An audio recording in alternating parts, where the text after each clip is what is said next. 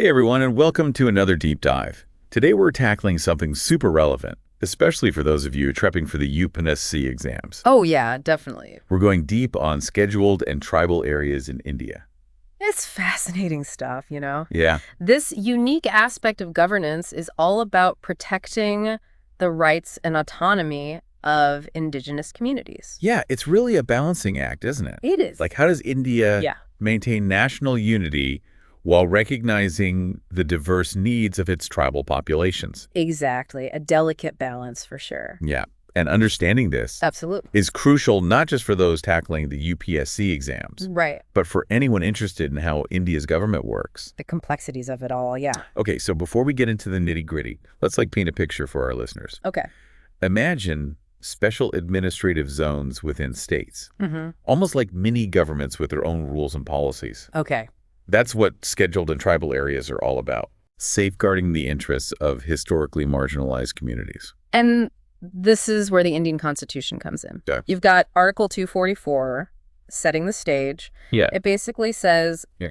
we need distinct approaches for administering these areas. Okay. And then comes the fifth schedule. Right. It's like the detailed blueprint for governing scheduled areas across India. Okay. Well, except for those 4 northeastern states, Right. which we'll get to later. We'll get there. So think of the fifth schedule as like the Yeah. rule book, the Yeah. guide Yeah. for ensuring these communities are represented and their needs addressed. And to make sure this isn't just some document gathering dust, Right. India has set up commissions to evaluate how effective it is. Yeah. So UPSC aspirants, remember these names. Yes. Super important. Yeah. You've got the DBAR Commission back in 1961 Uh-huh. and the Dilip Singh Bhuria Commission in 2004, Okay.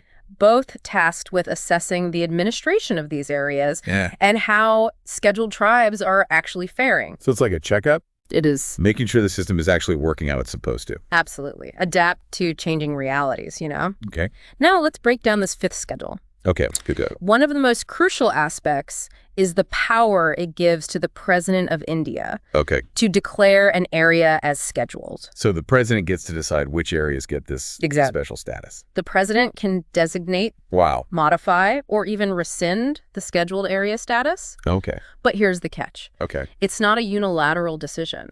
The president has to consult with the state governor. So there's a balance Yes, between central authority and regional considerations. that's right. Ensuring those local perspectives are taken into account. That makes sense. Yeah. But who is actually running the show on the ground? Both the state and central governments have a role to play, Okay. but the governor has a special responsibility here. Okay. They're like the point person reporting directly to the president Okay. on the administration of these areas. Okay. So it's a system designed for accountability. It is, you see. Yeah. Yeah. Lots of checks and balances. Mm-hmm. But how do the tribal communities themselves get a say in all of this? Right. You know, Good question. it can't just be decisions being made for them, right? Absolutely not. And that's where the Tribes Advisory Council comes in. Okay. Each state with scheduled areas has to establish this council. Huh. It's like a platform for tribal representation and policymaking. Okay. And here's the key. The majority of its members are representatives of scheduled tribes Okay. from the state legislative assembly. So they have a direct voice in the decisions do. that affect their lives. Yes. That's crucial. Absolutely. But what about the actual laws that apply in these areas? Are they the same as the rest of the state? Now that's where things get interesting. Okay. Here's the power move. Okay. The governor can modify or even exempt the application of certain laws within a scheduled area. Hold on. So they have a degree of legal autonomy within the state. And of course, this isn't done in isolation. Okay. The governor has to consult with that Tribes Advisory Council we just talked about. Right. Yeah. Okay. And this is particularly significant when it comes to sensitive issues, Okay. like land transfer, allotment, and money lending. Okay. The fifth schedule has provisions specifically designed to prevent exploitation. So it's about protecting their land rights It is. and economic well-being. That's right. This is gold for our listeners gearing up for those UPSC exams. Absolutely. Think of it as a shield, you know, Yeah. against exploitation. Okay. Recognizing that tribal communities have often been marginalized and their resources exploited. Right. The fifth schedule tries to level the playing field. It's like a safety net. It is. ensuring their rights are protected. Yeah. This is fascinating stuff, but I know our UPSC aspirants are always looking for those key takeaways. Of course. So what are the absolute must-knows Yeah. about the fifth schedule? Okay, UPSC warriors, listen up. First, understand the why behind the fifth schedule. Okay.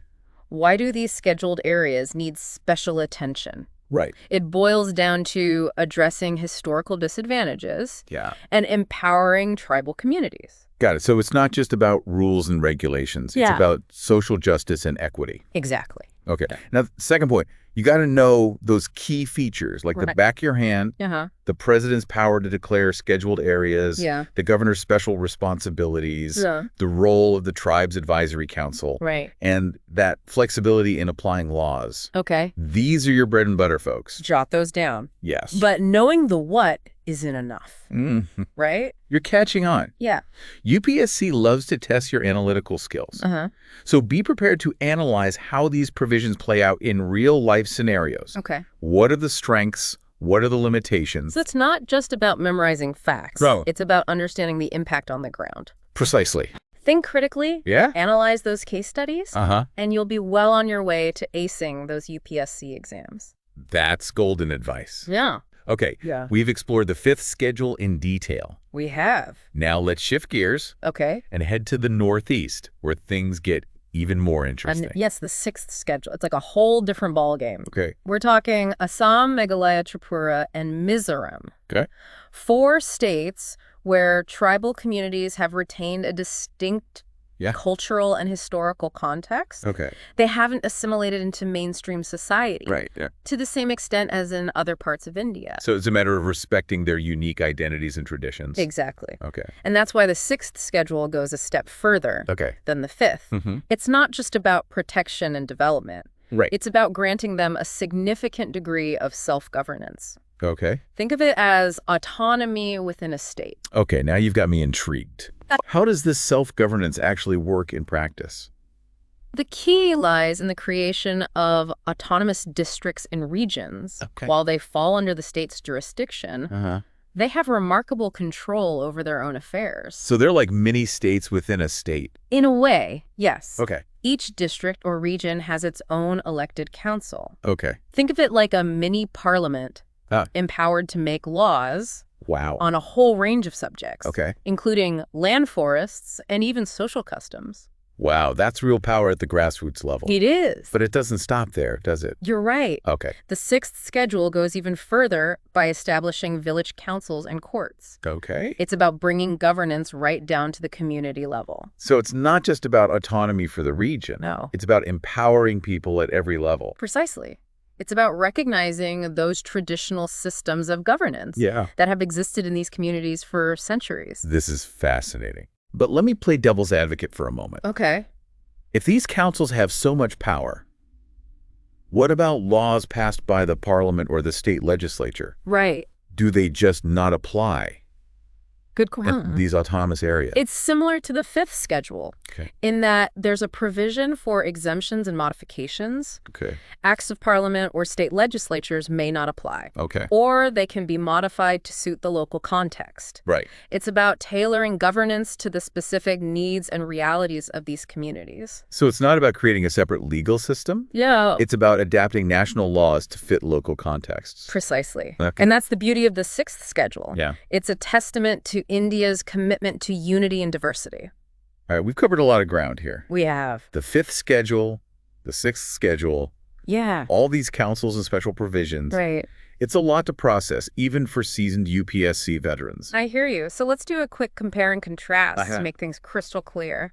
Think of it this way. The fifth schedule is like a broad framework applied across diverse states. Okay. It's about providing special protections and development opportunities for scheduled tribes. So it's about ensuring they're not left behind Exactly. and have a level playing field. Now, the sixth schedule is a more tailored approach, Okay. specifically for those 4 northeastern states Right. with unique cultural context. Uh-huh. It's about granting them a higher degree of self-governance to protect their distinct identities and traditions. So both schedules aim to empower tribal communities, They do. but with different levels of autonomy and administrative structures. Precisely. It's all about finding the right balance between national unity and regional autonomy. That's a super helpful way to look at it. Yeah. And I bet that distinction is going to come in handy for those UPSC prelims. Absolutely. But let's be real, having these systems on paper doesn't always translate to a perfect reality, right? You're absolutely right. There are still ongoing challenges. In the administration of both scheduled and tribal areas, Right. issues like land alienation, lack of infrastructure,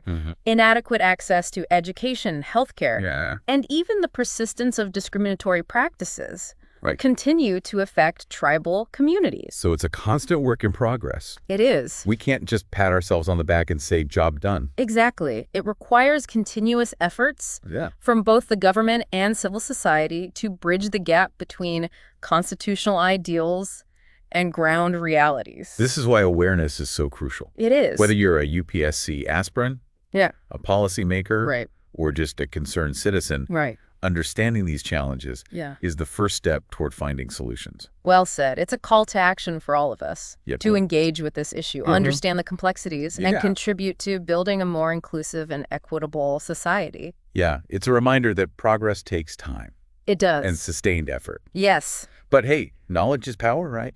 The more we understand these issues, Yeah. the better equipped we are to contribute to positive change. And that's why these deep dives are so important. Yeah. We're shedding light on these complex topics, making them accessible and engaging for everyone. Right. Whether you're a UPSC aspirant aiming for those top ranks, Yeah. or just a citizen who wants to understand the fabric of our nation better. Speaking of UPSC aspirants, Yes. I know they love those clear-cut distinctions. Of course they do. So let's zoom in on some practical differences Okay. between the 5th and 6th schedules. All right. Under the 5th schedule, the governor plays a big role in adapting laws Right. for those scheduled areas, right? Exactly.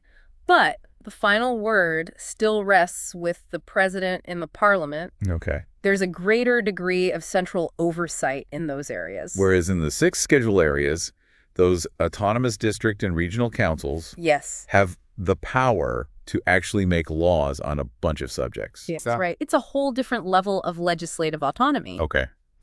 It all boils down to those historical and cultural distinctions Right. we talked about earlier. Yeah. The 6th schedule recognizes the need to preserve those unique traditions and self-governing systems Yeah. of the northeastern tribal communities. So two different approaches, but both aiming to empower tribal communities. Exactly. That's super interesting. It is. Okay, so if I'm a UPSC aspirant cramming for the exam, Yeah. what are the absolute must-know points Okay. for each schedule? All right. Give us the cheat sheet. Okay, for the 5th schedule, Yeah. lock in on the governor's powers, Uh-huh. the role of that tribe's advisory council, Okay. and those key regulations Yeah. related to land, money lending, and preventing exploitation. Okay. And don't just memorize, Right. analyze. Yeah. The UPSC examiners want to see you connect those provisions to real-world impacts. Okay, good tip. Yeah. For the 6th schedule. It's all about understanding those autonomous districts and regions, their legislative powers, Uh-huh. and the significance of village councils and courts Okay. in grassroots governance. Okay. Again, be prepared to analyze, think critically, and show those examiners you really get it. This has been one incredible deep dive. It has. We've explored the constitutional foundations, Yeah. dissected both the 5th and 6th schedules, You have. and even touched upon the ongoing challenges Right. faced by tribal communities in India. It's a journey, one that requires continuous learning, awareness, Yeah. and a commitment to fostering an inclusive and equitable society. And whether you're a UPSC aspirant, Yeah. a policy enthusiast, Right. or just someone who wants to be more informed about the complexities of India, Absolutely. we hope this deep dive has sparked your curiosity. I hope so. So as we wrap up, let's keep that final thought-provoking question in mind. How can we ensure these constitutional provisions Yeah. translate into a brighter future for tribal communities? That's the question. It's a question for all of us to ponder. Indeed. Beautifully said. Thanks for joining us on this deep dive, folks. It's a pleasure. Keep those brains buzzing. Yes. And we'll catch you next time for another fascinating exploration.